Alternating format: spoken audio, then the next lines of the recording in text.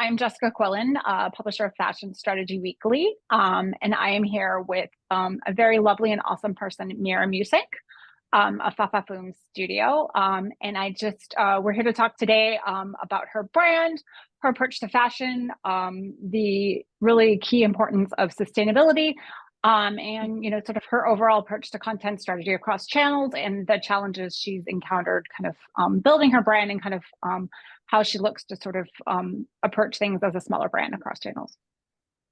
So Mira, just to kind of start off, I would just love for you to kind of talk about your brand for everyone and kind of where you got started and kind of your unique approach to fashion. Yeah, thank you. Thank you, Jessica, for having me. So hi, everybody. I am Mira Musank. I am a textile upcycling artist based in the San Francisco Bay Area. And basically, I create custom garments by repurposing textile samples, used clothes, and fabric remnants. So that's my expression of repurposing like materials.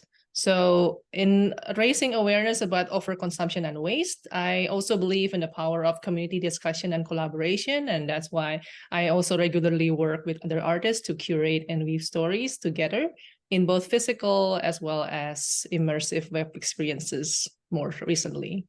And my brand, Fafafoom Studio, it started as a blog, as a personal fashion blog that reports fashion happenings in San Francisco.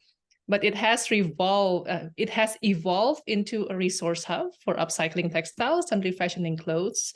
Because whenever I go to those fashion shows, Jessica, like I feel like, how do they make those garments?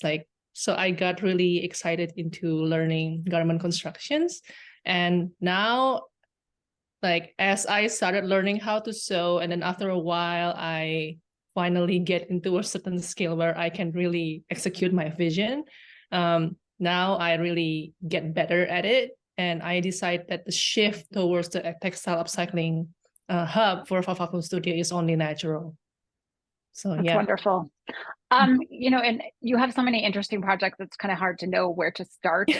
But I think given, sort of our recent interview with you, I would love you to just to talk briefly about your gathered cloths, kind of project that you did, because I found it incredibly moving. And I think it's very interesting to me kind of how that kind of came about and kind of what it means. Yes, Gather Cloths for me started in 2021. And this is like in the middle of the pandemic and everybody's like, sheltered in and all that. And so I feel like there was a lot of contemplation during that time. And for me as a textile upcycling artist, I was really into DIY fashion as an expression as a creative expression, right? But because my materials are repurposed, like usually repurposed materials, it feels very natural to go into like where those materials are coming from. And if I'm not using it, where do they go to? So it goes into a rabbit hole of research of where do all of these materials usually end up in landfills, if not domestically, then like overseas, like US is actually the biggest exporter, like secondhand clothing exporters in the world. So it just feels very interesting to see where these textile waste can cause harm to other people, to their well-beings and the environments and all that when they are not being taken care of properly. And especially in the global north countries like the United States, we do not see the actual scale of waste that is being produced, right? So that's why people can feel it's hard for people to feel guilty about disposing something, especially for clothes where we can actually get really trendy clothes with cheap prices. So that's the whole contemplation that goes into Gather Cloth. And Gather Cloth as a project is an evolving project. It's basically a project that is 100% constructed from textile waste. So sewing remnants and cutoffs and all that from all of the sewing projects and also from other people. And then the idea is to show over time the overwhelming nature of textile waste. So I basically create ruffled cloths on top of a base fabric, and then depending on how many fabric pieces I have, I assemble them into something. So the first iteration, for example, have 7 cloths. And so I made it into like a waist corset type of thing. And then the second one have 15. I added more things into it. So like the 7th iteration has 84 cloths. And I even made a 3D object out of it. And now the latest one is the 8th iteration. So there has been 8 cycles of doing this gathered cloth project. And it has become more and more overwhelming in terms of preparations, logistics, and all that. It has 100 cloths. The final form of the 8th iteration will be shown on Saturday when I have my textile upcycling showcase in person. And it's going to be interesting to see where it continues going, because for me it's becoming more and more overbearing, and that's just 100 pieces of cloths, and it's not even 50 pounds. Well, maybe it is 50 pounds, but this is nothing compared to the scale of waste that people globally are dealing with every single day of their lives. So I hope with this project I can bring a glimpse of that awareness into it. Oh, that's amazing. And I think, look, I mean, you're just dealing with a large scale problem on a small scale, and it's even becoming overwhelming. And I think that's just such an amazing way to sort of raise awareness of, such a global issue. You sort of mentioned 2 things I wanted to ask you about. One of them is how you sort of have taught yourself Web3 and kind of use digital fashion as kind of part of your approach to what you do. And I'm just very curious to kind of get your take on sort of digital fashion and kind of how things like, Web3 and AR, VR technologies and things like that, kind of are part of your vision, but also kind of help you sort of, kind of tell the sustainability story that you're trying to tell as well. Oh, absolutely. Thank you for that. Digital fashion for me is very interesting, and I definitely, and even though they're saying like, oh, it's early, like I feel like it has been there for a while, and I feel like right now I feel like I'm kind of late to the game. But in terms of what I feel about it, like there are two things. That one is that the immersive web experience as a whole, for me, that is another communication platform to chase and to tap into, not chase. and that is only applicable if it makes sense for us as a brand, right? If it doesn't make sense, and then just don't. And so that is communication platform. And I feel like for me personally, a lot of people cannot see what I make in person. So therefore, if I make them into digital objects based on what I make physically and show them in the digital showroom, for example, then a lot more people can see it, and they can see it in a very not flat kind of presentation, right? They can see it in 360, and they can ask questions about it, have more discussions, and that's actually what happened last year when I made 3D objects out of my physical constructions in the Climate Gallery project, where we actually did virtual reality galleries for climate artists all around the globe. And there were 5 of us, and I was one of them. And so I made like about 16 3D objects based on my physical constructions, and people were like, oh my goodness, this looks so cool. And there's so many questions like, how did you make it? What are the materials? What are the kind of challenges? So it kind of like when you can actually get the audience into that kind of setting, like the conversation is actually very rich, right? So the challenge right now is to how can we actually get people to comfortably get into that kind of setting in the first place. And the second thing that makes sense for me is the AI part of things, in terms of getting some support on how to do things. For me right now, because we are like Jessica, you know already, like in terms of digital fashion, there's a lot of content being created and a lot of it is in writing and whatnot. Yes, there's a lot of things being generated outside of text, like images and videos as well. But as of right now, I am focusing mostly on text in terms of writing, because that's the words can get people excited and whatnot. The other things that I'm also interested in is using Clo 3D to create samples. You know, whenever I create a prototype, I always have to do a muslin physical construction, and that does make sense for things like refashioning clothes, like what I'm wearing right now. This is a refashion Philip Lim Target kind of creation. That makes sense because you are dealing with something that already exists.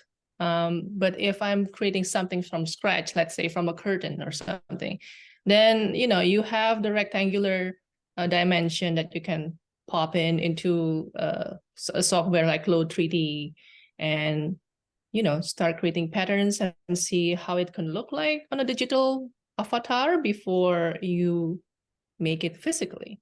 So I think that makes perfect sense to me to again, more reduce waste and all that in the logistics of production. No, that's amazing. And then you can actually, I think, control your creation and then, kind of decide, kind of when it's ready for production on that side. No, that's really amazing to me. I think one of the things that strikes me about your kind of very, kind of modern approach to kind of what you do is sort of how you've been telling your story across channels. I love that you're using sort of, digital fashion and Web3 to kind of build community, but also kind of to communicate your story and your approach to designs and sort of, the how of how you do everything. And I'm just curious for you, kind of what is your content strategy across channels, kind of on, social media, what channels matter to you and how do you kind of approach them? And how has that changed maybe in the last year? I think, let me answer the second question first. I think what changes the most from last year is now, because I realize how much, like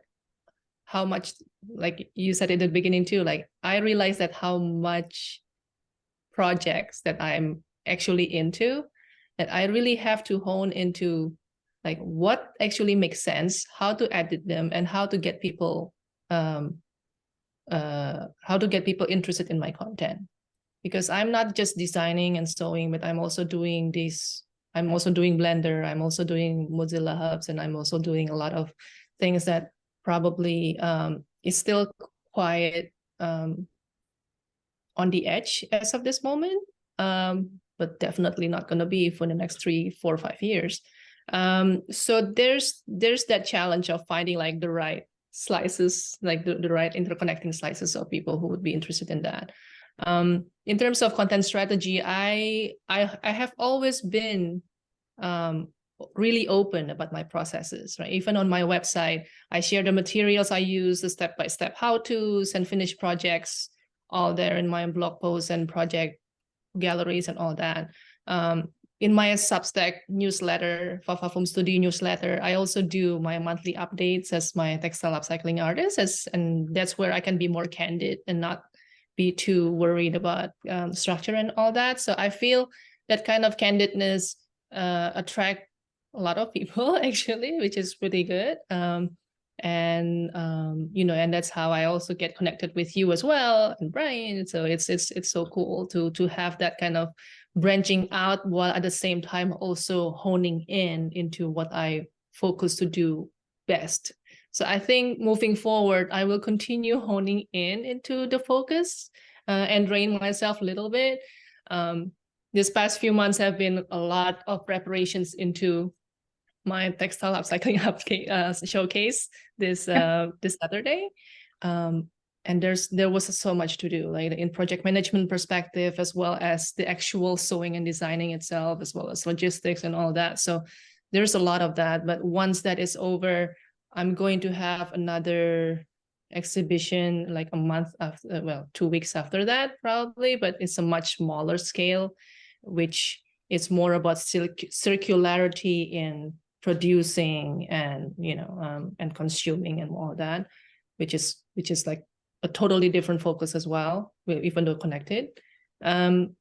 So yeah, I feel like this year I try a bunch more things, and therefore at the end of the year I want to really get the contemplative look into what has been working, what has not been working, and how do the audience find it, and what kind of audience where like what content. And I think that makes sense. So the two channels that I'm focusing right now are Substack and Instagram. But I like moving forward, I also would like to increase more visibility into my digital virtual realm. We'll Oh, that's see. amazing. No, I think it's great. And as kind of at Fashion Strategy Weekly, we have a very expansive definition of content. Yeah. And for us, content is anywhere a customer encounters your brand messaging. And that includes, a concept we somewhat made up of IRL plus, this whole idea of, physical content, kind of in-store Yes. experiences and that sort of thing, which includes events.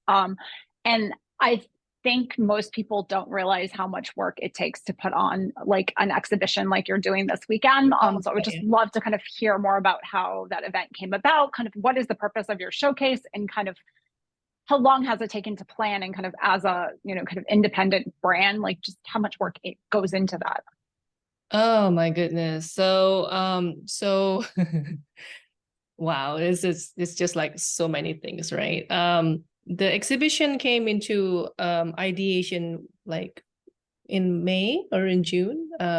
May, I think, in May of this year. And I like this year I am the artist in residence for Climate Creative. And so I have the opportunity like to do an in-person showcase if I want to. So on May, we had that kind of like discussion, like, do you want to do an in-person showcase, knowing that it's going to take a lot more of you.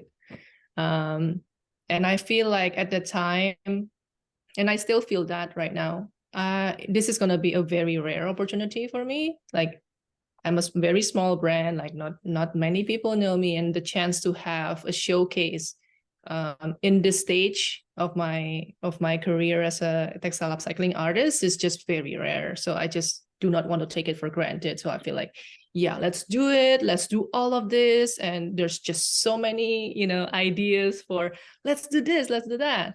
But what's been helping me a lot is also my training, I have to say, as a product manager and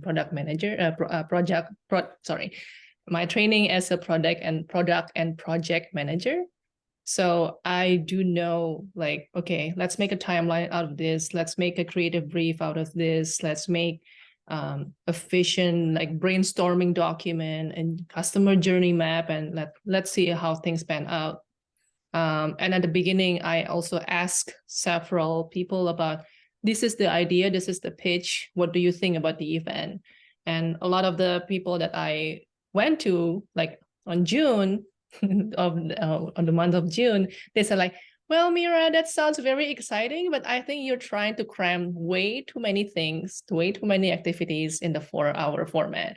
And I was like, okay, yes, that has always been my, I know that has been my challenge. And this goes back to the content strategy as well that you were talking earlier about focus, focus, focus. So now it was like, okay, we now have that kind of ideas. How can we actually edit them in more? And then at the same time, while we're editing the ideas, I was also searching for venues and where can we have that, all that. And I'm actually very happy that I got to do a showcase in a space in Oakland that is always very supportive of artists and would always love to uplift the work of artists, especially locally. And I feel very honored and privileged to be showcasing in that space, the Dome in Oakland. So yay, thank you. So once the performance space is secured, it's all logistics, right? Like, okay, I have to create these many things. I have to refashion these many clothes, and let's get some people and all that. And so I was also at the beginning trying to recruit another artist, because I feel like, why should people only come to see what I'm doing? I feel it's a lot more impactful if I have another collaborator. So that's why I have a collaborator, and she is a renowned Bay Area flamenco artist. She's a dancer and a singer, and she's amazing. And I have been loving her for at least 10 years. So the chance to be able to collaborate and having her as a guest artist is amazing. So it's been a lot. It's been a whirlwind for sure. I mean, right now the show is like it's 3 days away, and I feel like I'm in a episode of Project Runway somehow. Like, you have 3 outfits to finish in 3 days, type of thing. and so that's kind of like where I am right now. But if I do look at my backlog and all of my project, actually I'm doing fine, you know. So I'm not as my hands are not cold as ice. I'm not like paralyzing myself and all that. So it's good, and I get a lot of support from people who are like, you can do it, Mira. Like, yeah, we're wishing you well, and it will be amazing. And even though I cannot feel that right now, I feel like I think it will come true. It will hit, you know, during the day. In terms of what I want people to get out of it, there was an idea of having this showcase be a fashion show at the beginning, and I kind of dislike that idea because it feels very passive. People are just like seeing, you know, garments flowing by, and within 5 seconds they will never see that again in their life, probably, maybe not even remembering them like 1 hour from then. So I feel like if for a smaller brand like myself, it makes more sense to involve the community. So what I'm doing is the bunch of activities become just 2 activities. One is a live drawing session. So 3 models are going to be wearing my brand new upcycled textile creations, and they're going to be striking a pose and hold it for several, you know, period of times. And the audience will sketch them and draw around them. And if they don't feel like drawing, then they can ask me questions. They can take pictures or whatever they want to do. But, you know, be present, be active, be creative in that moment. And the second thing that I'm also doing is a full set of flamenco performances, for which for like some of the dancers, I'm doing refashioning for their costumes. And for the guest artist, Clara Rodriguez, the featured flamenco artist, I made a dress for her, like out of remnants of organza and all that. The dress looks amazing. I love it. I was sewing before we have this conversation, Jessica, and I was like, looking at it with like a sick look. We know it's like, oh, this is gonna be so sick. It's gonna look so amazing on her. And I feel like I think I'm ready. I cannot wait for the moment where she actually puts it on and just rip the stage. So I feel Amazing. For people coming there, I want them to see the connection between textiles and people, right? Because it's not just something fashion is just not something that just we wear. It's part of us. It's part of our personality. It's part of how we choose to move and do things every single day. And so I think by rediscovering that connection between textiles and people, I hope people can rethink some of the decisions they have done in the past in terms of disposability of materials, and think of ways of repurposing them, and as well as try to develop some habits, try to have ideas to develop habits that are more sustainable for their lifestyles in the future. But yeah, and most importantly, have fun and be in the moment. And, you know, I hope they like it. I hope. That's amazing. And thank you so much for your time. And for people who are not local to your area, how can they, just follow you or kind of keep up with everything you're doing? Oh, thank you. So I am on Instagram. You can find me the easiest on Instagram at Mira Musank. That's the easiest way to find me. And also on Substack, Fafafoom Studio newsletter. Um, if you search Mira Musank on the Substack, then you'll find me as well. And my website is www.fafafoom.com, FAFAFOOM.com. Thank you. Amazing. Thank you so much. Thank you, Jessica. No problem. I'm just